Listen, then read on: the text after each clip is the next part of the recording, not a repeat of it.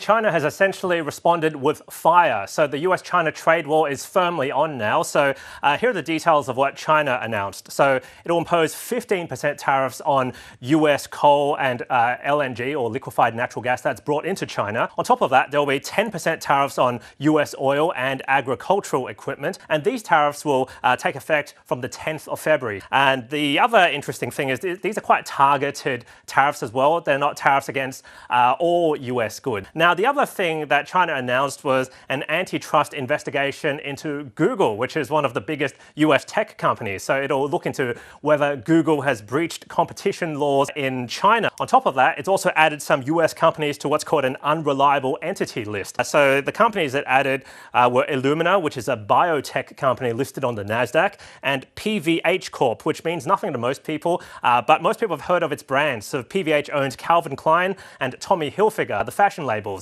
I would not know why, but there are some dire consequences for these companies. It really makes doing business hard because those companies on that unreliable entity list, China can now restrict what those companies can import or export into the country and deny entry into the country for executives of those countries. So it's quite a different tone to what China struck a few days ago when Donald Trump announced the initial round of 10% tariffs on Chinese goods.